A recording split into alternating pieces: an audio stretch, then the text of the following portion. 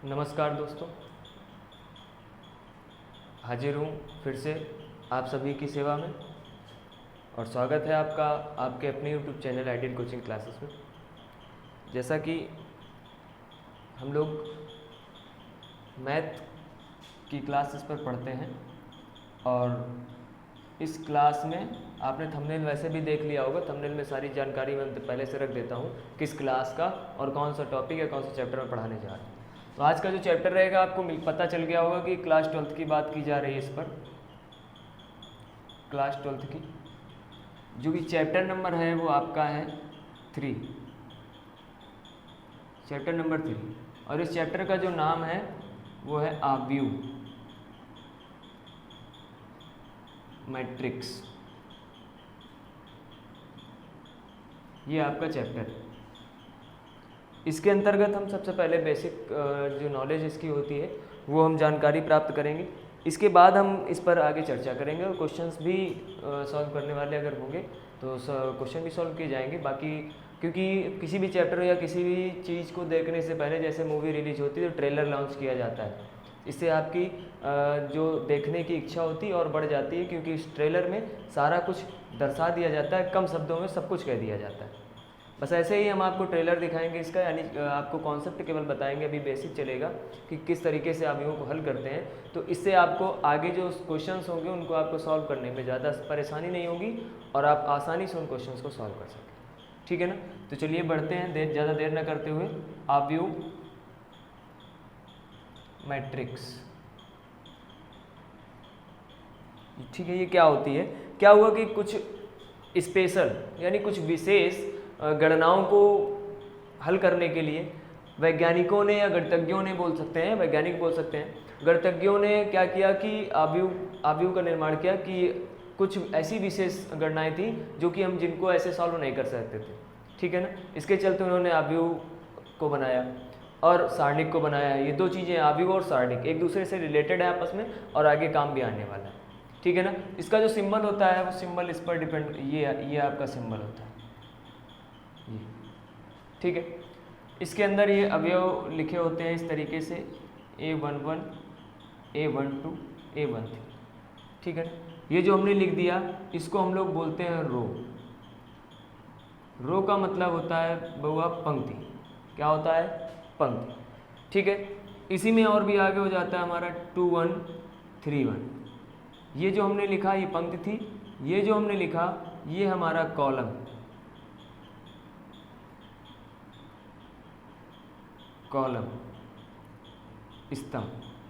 देखिए मीनिंग अगर किसी भी वर्ड की गलत मिल जाए तो माइंड न करिएगा, क्योंकि मैं एक्चुअल में मैथ का टीचर हूँ ना कि इंग्लिश। ठीक है ना। थोड़ा बहुत मिस्टेक अगर हो भी जाए तो इग्नोर करिएगा अपने आप लोग, लेकिन सही करिएगा, आप लोग गलत ना लिखिए। इसी में आगे A22, A23, A32, A33। अब देखिए इससे मतलब क्या होता है, ये जो हमने सब कुछ लिखा। अब बाय द वे मान लो आपको कह दिया जाए कि आपको एलिमेंट्स दे दिए जाएंगे, अवयव दे दिए जाएंगे, बोल दिया जाए A22 की वैल्यू क्या होगी, तो A22 का मतलब होता है दूसरी पंक्ति का दूसरा अवयव। ये सब समझदारी के लिए आपको चीज़ें ये सब बताई गई हैं, सारी बुक्स में अवेलेबल भी हैं और मैं भी समझा रहा हूँ। इसका मतलब ये होता है कि दूसरी पंक्ति का दूसरा अवयव, यानी हम पहले पहुँचेंगे दूसरी पंक्ति में, फिर इसका दूसरा अवयव जो होगा उसको हमें लिखना होता है, इसलिए ये सिंबल्स प्रयोग किए जाते हैं। ठीक है। और जो अवयव होता है उसको हम कैपिटल A या कैपिटल B किसी से भी डिनोट कर सकते हैं। ठीक है ना। C से भी डिनोट कर सकते हैं, दैट इज़ नॉट, ठीक है ना, एनी प्रॉब्लम। आगे देखिए करते क्या इसमें, सबसे पहला काम हमारा ये होना चाहिए कि हमें इसमें जानकारी क्या होनी चाहिए कि आव्यूह में पंक्तियाँ क्या होती, कॉलम क्या होते हैं। हमने वो जानकारी प्राप्त कर ली कि जो, ठीक है, ऊर्ध्वाधर होते हैं उनको कॉलम कहते हैं और जो क्षैतिज होते हैं उनको पंक्तियाँ कहते हैं, क्षैतिज ऊर्ध्वाधर। ठीक है ना। कॉलम एक चीज़ याद कर लेंगे, दूसरी अपने आप से याद हो जाएगी। जैसे कॉलम का मतलब होता है स्तंभ, स्तंभ का मतलब होता है खंबा, तो खंबा कभी नीचे तो पड़ा नहीं होता भैया, हमेशा खंबा क्या सपोर्ट के लिए खड़ा किया जाता है, और जब जो खड़े हों बस उन्हीं को हम खंबा मान लेंगे, यानी कॉलम समझ लेंगे। इस तरीके से समझेंगे, कभी भूलेंगे नहीं, क्योंकि कभी कभी क्या होता है कॉलम और रो को डिफाइन करने में ही दिक्कत अगर हो गई तो आगे फिर हम सवाल तो कतई सॉल्व ही नहीं कर पाएंगे। चलिए इसके आगे हम अगर सोचेंगे तो क्या रो और पंक्ति हो गई हमारी। अब इसी में इसका जो आव्यूह का प्रकार आपसे पूछ सकता है, आव्यूह का प्रकार। और हमने बोल दिया कि ये जो अवयव है वो m इंटू एन प्रकार का है, यानी हमने यहाँ पर लिख दिया कि ये जो अवयव है वो m इंटू एन के प्रकार का है। अब आप कह रहे होंगे कि ये तो मान लो आपने बोल दिया m इंटू एन के प्रकार का है, लेकिन ये बला क्या है m इंटू एन। चलिए समझते हैं। m जो होता है वो आपका डिनोट करता है पंक्ति को, और n जो होता है वो डिनोट करता है स्तंभों को, पंक्तियों, ठीक है ना, पंक्तियों और स्तंभों को। मतलब कहने का ये है इसके कि जो m है उसमें पंक्तियाँ कितनी हम ये देखेंगे, मतलब जो अवयव है उसमें पंक्तियाँ कितनी हैं। तो पहली, दूसरी और तीसरी 3 पंक्तियाँ हैं टोटल, ये हो गया 3, ठीक। अब n स्तंभों की 1, 2 और 3 स्तंभ, यानी हम लिख सकते हैं कि 3 इंटू 3 प्रकार का ये अवयव है, मतलब 3 इंटू 3 प्रकार का। अब जैसे कभी भी आपको क्या बोल सकता है वो आपको क्वेश्चन दे सकता है कि एक अवयव हमारे पास है 3 इंटू 5 प्रकार का एक अवयव दे दिया है, मान लो बाय द वे उसने बोल दिया आपसे, क्वेश्चन में बोला गया कि 3 इंटू 5 प्रकार का एक अवयव है, इसमें अवयवों की संख्या बताइए। तो क्या आप पहले 3 इंटू 5 अवयव लिखेंगे, उसके बाद बताना शुरू करेंगे, ठीक है ना। ऑप्शनल अगर क्वेश्चन आता है तो फिर 1 नंबर के क्वेश्चन है तो जाहिर सी बात हमको समय भी 1 नंबर के हिसाब का देना है। अगर आप 1 नंबर के क्वेश्चन में 5 नंबर वाला समय लगा देंगे तो 5 नंबर वाले क्वेश्चन में क्या करेंगे, क्योंकि समय तो हमारे पास उतना ही होता है, टाइम लिमिटेशन होती है और 3 घंटे में सारा पेपर सॉल्व भी करना होता है। तो चलिए आगे बढ़ते हैं। अब हमें अगर ये चीज़ें पता है तो हम ये समझ सकते हैं कि m इंटू जो n है हम इनका इंटू कर देंगे सीधे सीधे 15। जैसे इधर आते हमने पंक्तियों और स्तंभों का मल्टीप्लाई किया, 9 हो गया, यानी हमने काउंट किया 1 2 3 4 5 6 7 8 9। मतलब जो अवयवों का प्रकार होता है, जो क्रम लिखा हो, अवयवों का क्रम भी इसको बोलते हैं, इसका प्रकार भी बोलते हैं। तो जो क्रम होता है, प्रकार होता है, वहीं से हम डिफाइन कर सकते हैं कि अवयव में अवयव कितने हैं, ठीक है ना, अवयव में अवयव कितने हैं। तो आपको पता चल गया होगा कि 9 अवयव हैं यहाँ पर, ठीक है। इतनी जानकारी आप सभी तक पहुँच गई। चलिए, ये थी कुछ अवयव के बारे में थोड़ी सी बेसिक जानकारी। अब आगे इसी में देखते हैं कि अवयव के प्रकार। हम शॉर्टकट में नहीं बताएंगे सब कुछ, लेकिन परिभाषा नहीं लिखेंगे, वो हम आपको केवल अवयवों से ही समझाते चलेंगे किस तरह से हमें डिफाइन करना है कि कौन सा अवयव कैसा होता है, ठीक है। चलिए आगे देखते हैं अवयवों का प्रकार। पहला हमारे पास है क्षैतिज अवयव, फिर ऊर्ध्वाधर अवयव, ऐसे ना लिख के मैं ऐसे लिख रहा हूँ, पहला नंबर ये इस तरीके से, ठीक है। तो हमने क्या क्या पढ़ लिया, अवयव पढ़ लिए। अब हम पढ़ेंगे अवयवों के प्रकार, जिनमें से हम पहला पढ़ेंगे क्षैतिज अवयव, कि क्षैतिज अवयव होता क्या है, ठीक है ना। क्षैतिज अवयव हम बोल सकते हैं, जैसे मान लेते हैं केवल अगर ये लिखा हो तो उसको बोल सकते हैं 2 4 6, ये इस तरीके, ये हमारा क्षैतिज अवयव है। चलिए एक और एग्जांपल देखते हैं। ये एग्जांपल फर्स्ट हो, एक एग्जांपल ये फर्स्ट सेकंड हो। इसको बोल सकते हैं हम 2 4 6 3 5 4, ये हम इसी में लिख दें 2 3 5 6 7 2। अब इससे आपको ये गलत हो गया, ठीक है ना, 3 4 5 मान लेते ये लिखा है। तो एक चीज़ समझना है, ये जो है ये हमारा क्षैतिज अवयव नहीं है। ये क्यों नहीं है, क्योंकि क्षैतिज अवयव की जो परिभाषा होती है वो आपको समझ में आ रहा हो कि वो क्षैतिज की बात कर रहा है, मतलब पंक्तियों में कुछ बताना चाहता है, पंक्तियों में कुछ बताना चाहता है, कुछ इंगित करना चाहता है। तो हमें पंक्तियों में ये ध्यान रखना है कि ऐसा अवयव जो जिसकी पंक्ति कॉलम की अपेक्षा कम होनी चाहिए, जिसकी जो पंक्तियां हों, यानी पंक्तियां जो हों वो कॉलम की अपेक्षा कम होनी चाहिए। कितने कॉलम भैया, 3, पंक्तियां कितनी, 2, 3 कॉलम 3 पंक्तियां, यानी ये हमारा क्षैतिज अवयव नहीं है। सारी बात यहाँ तक समझ में आ गई होगी आप सभी को। तो क्या बताया हमने क्षैतिज अवयव को, कि ऐसा अवयव जिसमें क्या हो, पंक्तियों की जो संख्या है वो स्तंभों की संख्या से क्या होनी चाहिए, कम होनी चाहिए, ठीक है। चलिए अब इसी का दूसरा पॉइंट देखते हैं। दूसरा हमारे पास है ऊर्ध्वाधर अवयव। ऊर्ध्वाधर अवयव, जब जैसे ही उसने ऊर्ध्वाधर की बात की, हम तुरंत दिमाग लगाया कि जो ऊर्ध्वाधर होते तो उनको हम कॉलम बोलते थे, क्षैतिज होते थे पंक्तियां बोलते थे। क्षैतिज को पंक्तियां तो पंक्तियों को इंगित कर रहा है, ये कॉलम तो कॉलम को इंगित करेगा। जैसे अब इसका भी जो तामझाम है वो थोड़ा उल्टा है, ये इस तरीके का। इसका कहने का क्या तात्पर्य, इसका कहने का ये तात्पर्य है कि जो पंक्तियों की संख्या होती है वो स्तंभों की संख्या से ज़्यादा होती है। मतलब बोलें तो अगर सही शब्दों में ऊर्ध्वाधर अवयव का क्या मतलब होता है कि जो स्तंभों की संख्या होती है वो पंक्तियों की संख्या की अपेक्षा कम होती है। यानी इसको हम एक भी लिख सकते हैं इस तरीके से कि मान लो बाय द वे हमने ये लिख दिया तो आप ये नहीं कह सकते कि ऊर्ध्वाधर स्तंभ नहीं है, ठीक है, ऊर्ध्वाधर अवयव नहीं है, ये हमारा ऊर्ध्वाधर अवयव है, ठीक है ना। इसमें क्या है, पंक्तियों की संख्या ज़्यादा है, स्तंभ एक है।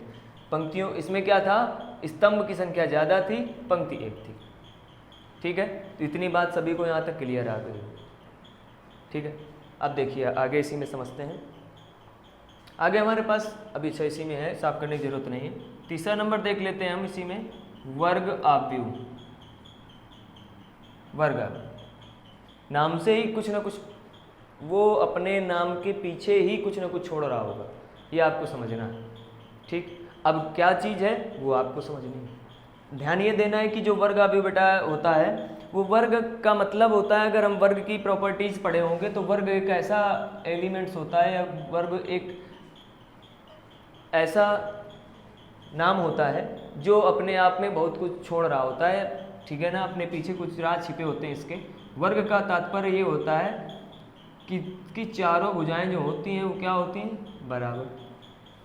सभी ने पढ़ा होगा, छोटे बचपन से समझाया जाता है, चारों भुजाएं बराबर होंगी। तो ये इसने भी क्या कर दिया कि इसमें जितनी पंक्तियां होंगी उतने ही स्तंभ होंगे, बन गया वर्ग अवयव। जितनी पंक्तियां उतने स्तंभ, जितनी पंक्तियां उतने स्तंभ, ये भी हमारा, इसको हम वर्ग अवयव कह सकते हैं, ठीक है। यहाँ तक सभी को बात क्लियर हो गई होगी। चलिए अब आगे बढ़ते हैं।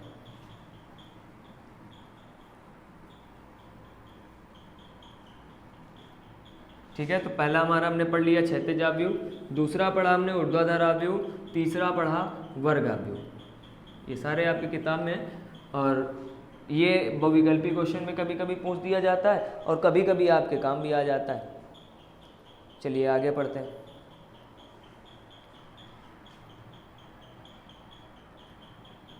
एक काम इसी में और पढ़ लेते हैं, चौथा नंबर देखते हैं, पंक्ति अवयव।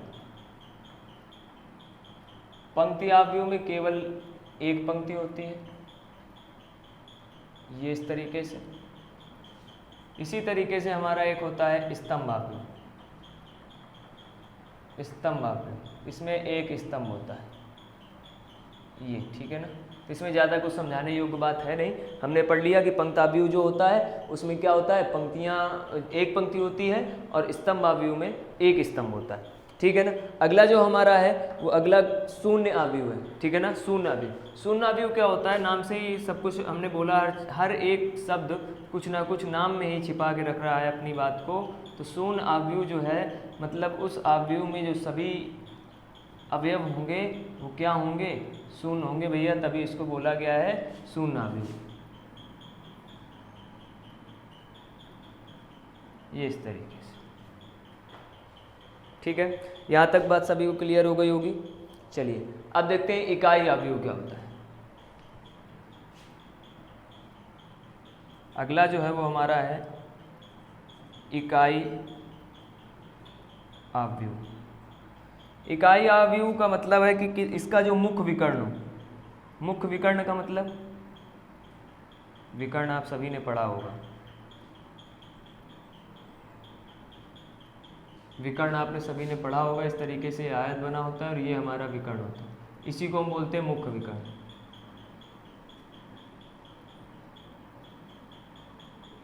मुख्य विकर्ण,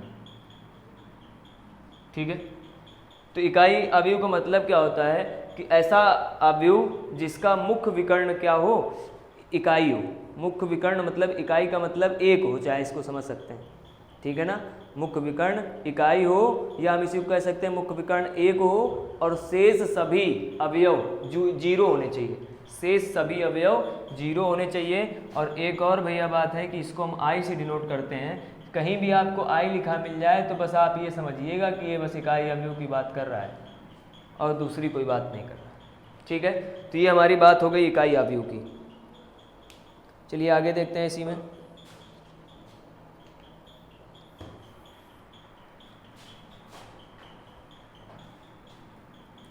सेवन नंबर तक हो गया भैया।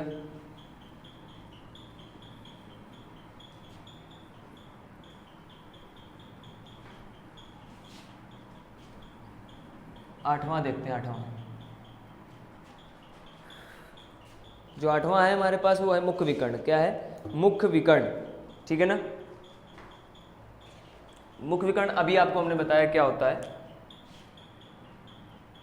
मुख्य विकर्ण 8 नंबर, इसको हमने अभी भी आपको बताया कि ये इसको मुख्य विकर्ण बोलते हैं। ये आपका मुख्य विकर्ण। ठीक है ना। ये मान लेते हैं, यहाँ पे लिख देते हैं, कुछ और लिख देते हैं, कोई समस्या वाली बात नहीं है यहाँ पर। ये ठीक है ना। तो ये जो कहलाता है ये हमारा मुख्य विकर्ण कहलाता है। ये भी समझ लीजिए, हमने परिभाषा के माध्यम से आपको सब कुछ बता दिया। इसकी कोई मतलब ये नंबर नहीं, इसको नंबर न मान के हम केवल ऐसे ही समझेंगे कि ये केवल ऐसे ही दिया गया है। ठीक है। अगला समझ लेते हैं विकर्ण आव्यूह। क्या समझ लेते हैं? विकर्ण आव्यूह। इसको मानेंगे 8 नंबर। विकर्ण आव्यूह। विकर्ण आव्यूह क्या होता है कि कोई भी आपका आव्यूह दिया होगा, उसका जो मुख्य विकर्ण होगा उस पे संख्या होगी, कोई भी संख्या। ये अब इसमें मायने नहीं रखता कि 0 हो या कुछ भी हो, कुछ भी हो सकता है, लेकिन बाकी जो होगा वो आपका 0 होगा। सॉरी, ऑर्डर गलत हो गया लिखने का। ये ठीक है ना। मतलब इससे क्या सीखे कि जो इसका मुख्य विकर्ण होगा उसमें अवयव हो सकता है, हो सकता नहीं, होगा, और बाकी क्या होंगे हमारे अवयव? शून्य होंगे। ये हमारा कहलाएगा विकर्ण आव्यूह। ठीक है भैया, यहाँ तक सभी को बात क्लियर हो गई होगी। चलिए इसके आगे अब देखते हैं। अगला जो हमारा 9 नंबर है वो है अदिश आव्यूह। अदिश आव्यूह। अदिश आव्यूह क्या होता है? इसका जो मुख्य विकर्ण होता है वो बराबर होता है और शेष सभी अवयव शून्य होते हैं। मुख्य विकर्ण के अवयव इक्वल होते हैं और शेष सभी अवयव शून्य होते हैं। ठीक है ना। मुख्य विकर्ण के अवयव सेम होते हैं, बराबर होते हैं, और जो शेष अवयव होते हैं वो शून्य होते हैं। ये हमारा अदिश आव्यूह कहलाता है। ठीक है। विकर्ण आव्यूह क्या कहलाता है? विकर्ण आव्यूह ऐसा आव्यूह होता है कि इसके मुख्य विकर्ण को छोड़कर शेष सभी अवयव शून्य होते हैं। इस तरीके से समझ सकते हैं कि मुख्य विकर्ण को छोड़कर शेष सभी अवयव क्या होते हैं भैया? शून्य होते हैं। ठीक है ना। तो ये थी आपको अवयवों के प्रकार के बारे में जानकारी। एक आपका त्रिभुज आव्यूह वगैरह भी होते हैं। ठीक है ना। तो वैसे जहाँ तक हमने उचित समझा कि यहाँ तक ठीक रहेगा बताना, क्योंकि क्वेश्चंस जो हैं आपके वो लगभग इन्हीं पर डिपेंडेंट हैं और ज़्यादा कुछ है नहीं। तो अगर इनके माध्यम से ज़्यादा कुछ होता भी तो बताया जाता। फिलहाल इतना काफ़ी है, चलते पढ़ते हैं। और एक चीज़ और मैं आपको बता दूं कि इकाई आव्यूह को हम तत्समक आव्यूह भी बोलते हैं। ठीक है ना। जो जिसको हमने आई से डिनोट अभी किया था उसको हम इकाई आव्यूह को तत्समक आव्यूह भी बोलते हैं। अब चलिए बात आती है हमारी कि आव्यूह के से जो है सवाल किस तरीके से सॉल्व होते हैं, उनकी प्रॉपर्टीज़ क्या होती है आव्यूह की, ये देखते हैं। सबसे पहला हमारा आता है आव्यूहों का योग।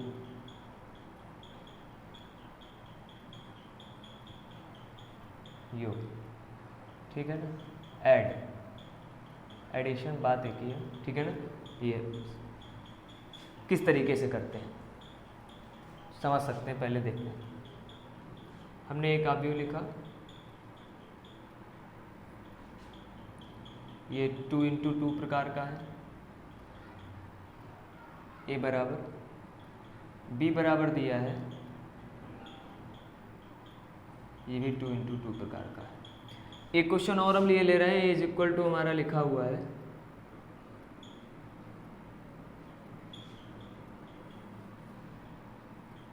और बी बराबर ये लिखा हुआ है, ये इस तरीके से। ये आपका क्वेश्चन दिया हुआ है। अब इसमें भी आपने आपसे बोला गया कि ए प्लस बी निकालना है और ए प्लस बी इसमें भी निकालना है। तो पहले हम एक क्वेश्चन को सॉल्व करेंगे, बाकी आगे बाद में करेंगे। थोड़ा सा छूट गया, इसमें और लिख लेते हैं। ये 2 × 2 प्रकार का है और ये जो हमारा है वो 3 × 2 प्रकार का है। ठीक, अब इसमें अब बात आती है, इसको देखते हैं, इसको सॉल्व कैसे करते हैं। तो देखिए, जब a प्लस बी दो अवयवों को जोड़ा जाता है तो जिस अवयव को जिसके साथ जोड़ा जाए उस अवयव का जो प्रथम अवयव होता है दूसरे अवयव के प्रथम अवयव के साथ ही जुड़ता है, दूसरा अवयव दूसरे के साथ ही जुड़ता है, तीसरा तीसरे के साथ जुड़ेगा और जो चौथा है वो चौथे के साथ जुड़ेगा। इतनी बात सभी को क्लियर हो गई।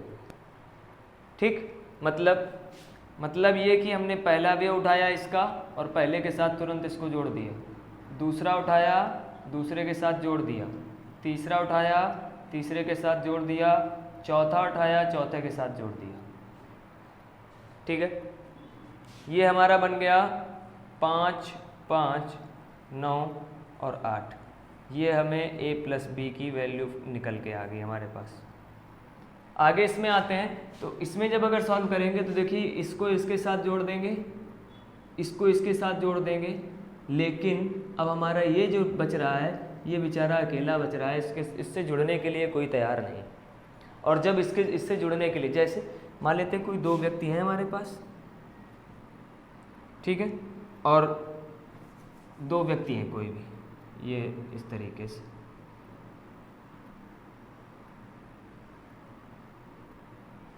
अब दोनों बेचारे शादी करने के लिए तैयार हैं, दोनों। अब जब दोनों शादी के लिए तैयार हैं तो ये हुआ लड़की ढूंढ ली जाए। तो हमने सारी लड़कियां जब हम लोगों ने ढूंढी तो इसमें क्या हुआ कि एक लड़की तो तैयार है, वो कह रही है कि जो ये लड़का है ये हमको पसंद है, लेकिन इससे बेचारे से करने के लिए कोई तैयार नहीं। तो अब जब शादी किससे होती, जब तक जोड़ा ना बन जाए। कोई जोड़ा इसका बन गया, इसका नहीं बन रहा है तो बेचारा अकेले रहेगा ना, बेकार हो गया ये तो ना। इसी प्रकार हम इस पर समझेंगे, हम शादी ब्याह को भूल जाएंगे, इधर आएंगे, जिससे उसको मिलना है वो मिलेगा तभी तो वो काम पूरा हो पाएगा। अब ये बेचारा इधर अकेला बच रहा है और ये भी इस अवयव का सदस्य है। इस अवयव के सदस्य होने के साथ साथ ये तभी संभव होगा, ये योग तभी संभव होगा जब इसके लिए भी 2 अवयव ढूंढ के लाए जाए। मतलब एक स्तंभ और अगर होता तो हमारा काम बन गया होता। तो मतलब अब इससे एक बात ये हमें मिलकर आई कि a जो प्लस b है वो तभी संभव हो सकता है, a प्लस बी हो या a माइनस बी हो, ये तभी संभव हो सकता है। यद्यपि क्या होना चाहिए आपके पास कि जो क्रम हो m × n का वो m बराबर n होना चाहिए। ये अगर है तो आप ये दोनों चीज़ें निकाल सकते हैं, और otherwise m does not equal to n होगा तो ये दोनों चीज़ आप नहीं निकाल सकते।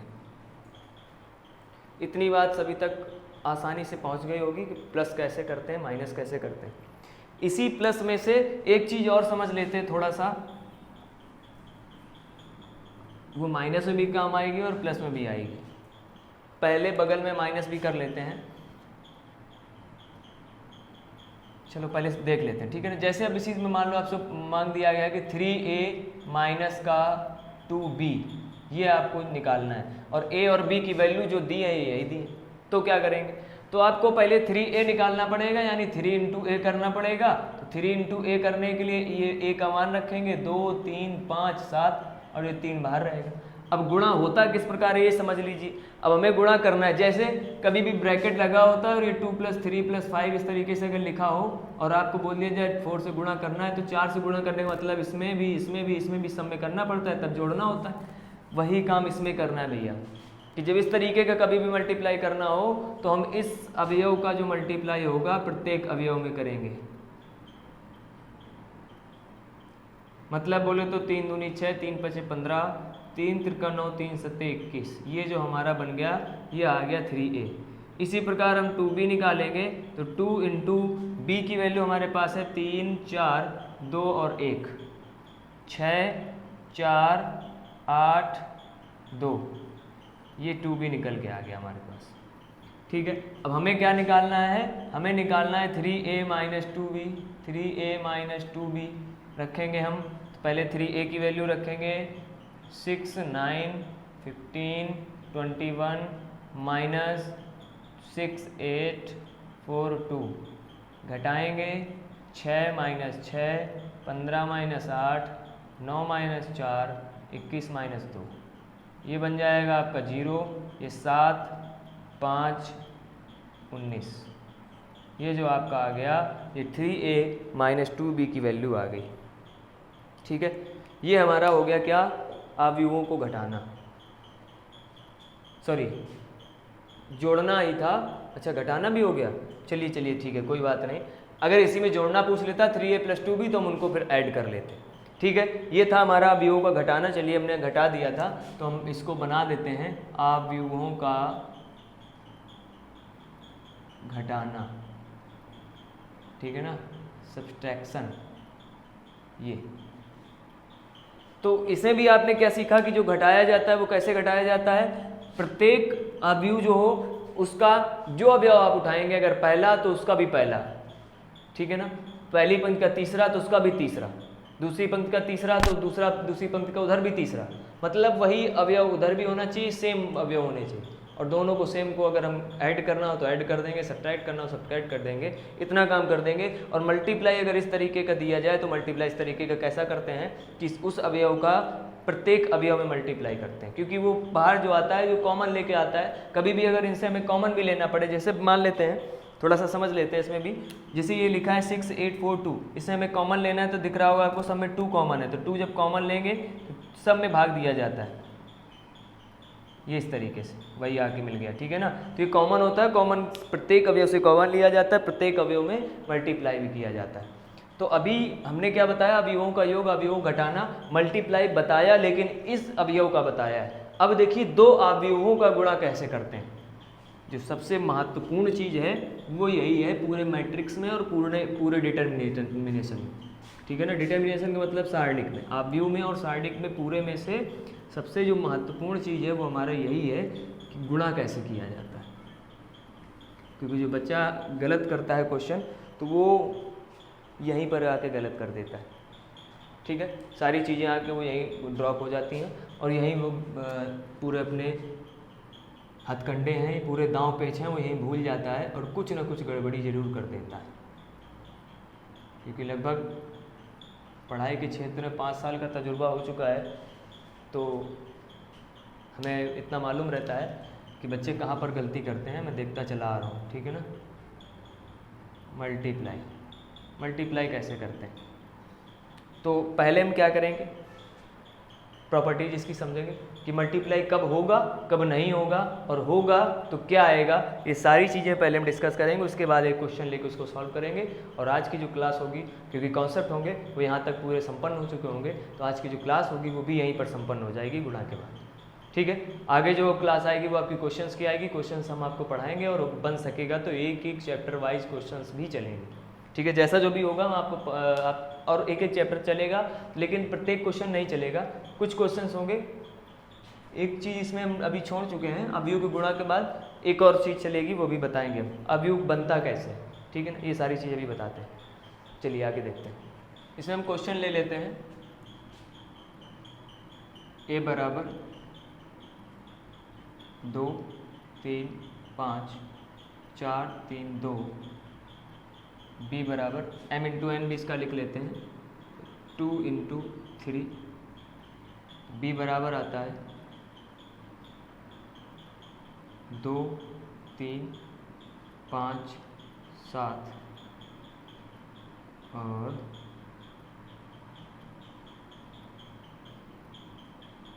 4 3 2 1 2, ये हमारा हो गया 3 इंटू 3 का। ठीक है, ये बात हो गई हमारे किसकी, 3 इंटू 3 की हो गई भैया। ठीक है, यहाँ तक बात सभी को क्लियर हो गई होगी। चलिए आगे देखते हैं। अच्छा, इसमें होता क्या है सभी को मैं बता दूं। सबसे पहली बात क्या होती है, अगर हमें a इंटू बी करना है, क्या करना है, अदिश गुणनफल इसको बोलते हैं, a इंटू बी।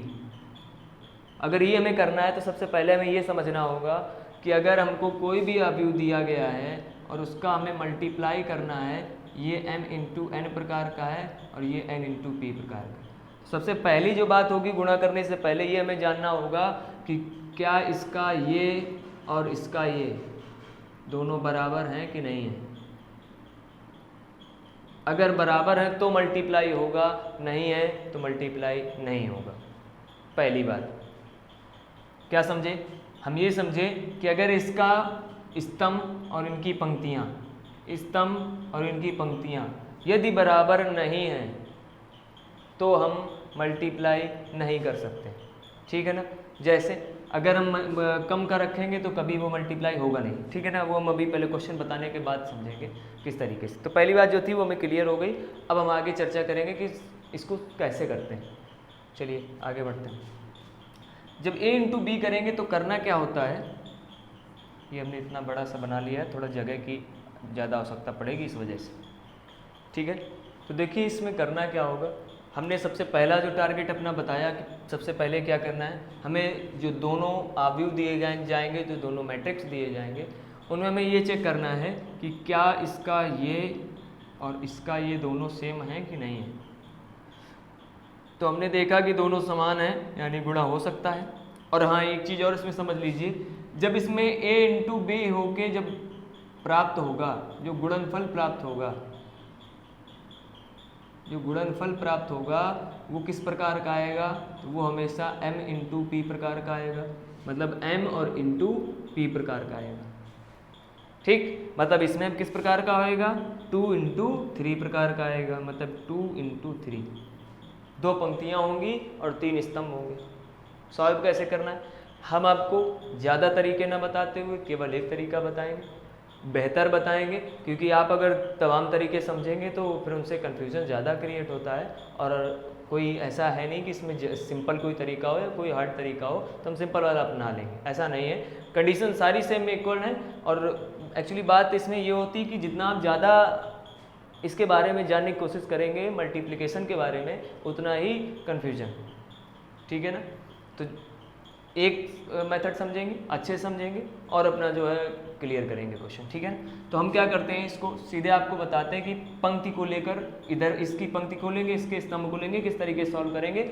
हमेशा कभी भी आप जीवन में गलत नहीं कर पाएंगे क्वेश्चन, और हमेशा वो क्वेश्चन सही होता रहेगा, ठीक। पंक्ति और स्तंभ में करना क्या होता है, जैसे हमने पहली पंक्ति ली और पहले स्तंभ में, तो अगर स्तंभ को उधर वाले के स्तंभ के साथ मल्टीप्लाई कर रहे हैं, इधर पंक्ति के साथ कर रहे हैं, तो जब पंक्ति में करेंगे तो पंक्ति बनाएंगे, और जब पंक्ति बदलेंगे तो पंक्ति हम भी बदल देंगे, और जब स्तंभ बदलेंगे तो स्तंभ बदल देंगे। नहीं समझे, हम समझाते हैं। अब इसका इसके साथ मल्टीप्लाई होता कैसे है, तो हमने क्या किया, एक तरीका ऐसे समझ लीजिए, इसको उठाया, इसके ऊपर रखा, मतलब ये हमने 2 लिखा, 3 लिखा, 5 लिखा, और इसको उठा के ऐसे हमने ऐसे करके रख दिया। जब रखा तो 2 के पास में 2 आया, 3 के पास में 5 आया, 5 के पास में 2 आया, और इन सभी को हमने जोड़ दिया। चाहे ये समझ लीजिए क्या किया, इसको उठाया और इसके ऊपर एडजस्ट कर दिया और तीनों को जोड़ दिया। ये हमारा बना पहली पंक्ति का पहला अवयव बनेगा। ये ध्यान से समझिएगा, क्योंकि अभी हम पंक्ति ले रहे हैं ना, तो हमने बोला पंक्ति में लिखेंगे, बस इतनी बात कल समझिए। अभी स्तंभ से कोई मतलब नहीं, चाहे इस तरीके से समझिए और चाहे और एक तरीका और समझिए, इसके ज़्यादा बड़े इसकी आवश्यकता पड़ेगी, हो सकता है यहाँ तक जाए 2 इंटू 3। चलिए कोई नहीं, जहाँ आएंगे अपने हिसाब से बढ़ाते चलेंगे। चलिए देखिए, अब चाहे इस तरीके से समझिए कि इसका पहला वे उठाते हैं, पंक्ति का स्तंभ का पहला उठाते हैं, मल्टीप्लाई, प्लस दूसरा स्तंभ का दूसरा मल्टीप्लाई, प्लस तीसरा स्तंभ का तीसरा मल्टीप्लाई, हो गया। अब इसी में इसमें आते हैं नीचे, हमने पंक्ति बदली, हम भी पंक्ति बदल लेंगे। ये पहली पंक्ति में चल रहा है, तब दूसरी पंक्ति में आएंगे, स्तंभ वही रहेगा, 4 का 2 के साथ, प्लस 3 का 5 के साथ, प्लस 2 का 2 के साथ। अब कोई तीसरी पंक्ति है नहीं, जब तीसरी पंक्ति नहीं तो हमारी पंक्तियां जो हो गई वो यहीं से समाप्त होती, इस तरीके से,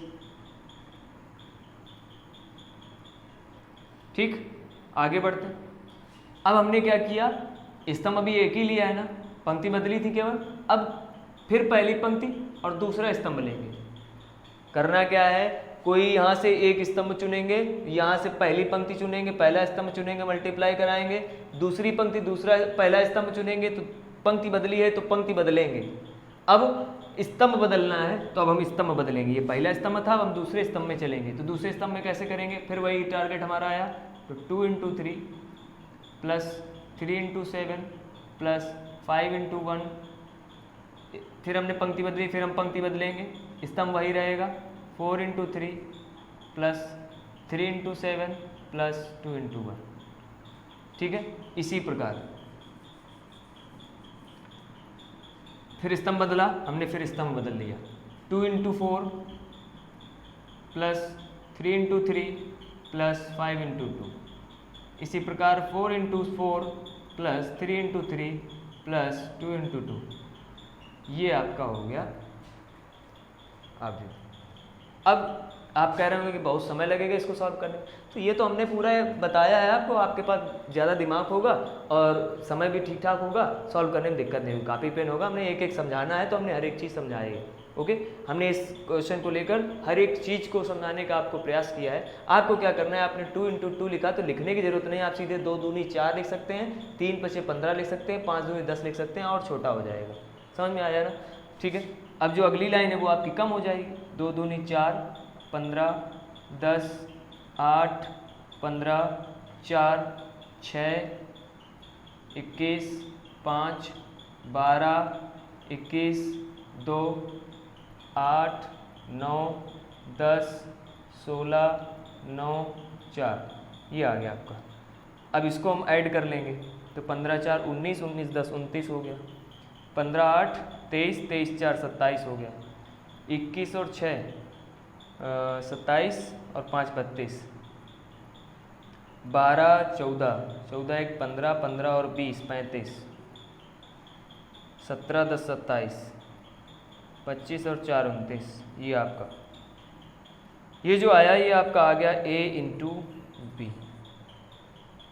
ठीक है, आपके पास सुविधा है, कोई ज़्यादा देर रुकने की आवश्यकता हमें है नहीं कि नोट करना हो तो नोट कर लें, आपके पास सुविधा है, आप वीडियो को पॉज कर सकते हैं या फिर से बैक करके दोबारा नोट कर सकते हैं। लेकिन ये जानकारी आपको ज़रूर लेनी चाहिए, क्योंकि आप तक जब तक मल्टीप्लाई करना नहीं आएगा, ये क्वेश्चंस आपको बहुत मिलेंगे, इनका सामना आपको आव्यूह में भी करना पड़ेगा, सारणी में भी करना पड़ेगा। ऐड में, सब्ट्रैक्ट में कोई ज़्यादा तामझाम नहीं है, कोई ज़्यादा सोल्यूशन की आवश्यकता नहीं है।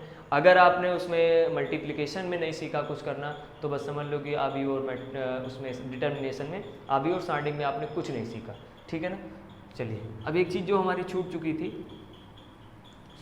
तो वो थोड़ा समझ लेंगे कि आव्यूह बनते किस प्रकार से।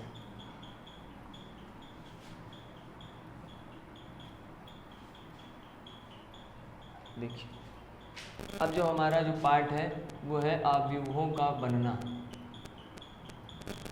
आव्यूहों का बनना, ये ठीक है। चलिए, मान लो आपको दे दिया गया Aij = 2i + j / 2 इस तरीके से, और बोल दिया जाए कि आव्यूह का निर्माण करिए। तो किस तरीके से आप निर्माण करेंगे आव्यूह का, तो आपको पता होना चाहिए, हमने बताया था कि जो आव्यूह होता है वो A11, A12, A13, A21, A22। अब इसमें आपको एक चीज़ वो और देगा, आपको क्रम बताएगा कि किस क्रम का आव्यूह उसको चाहिए।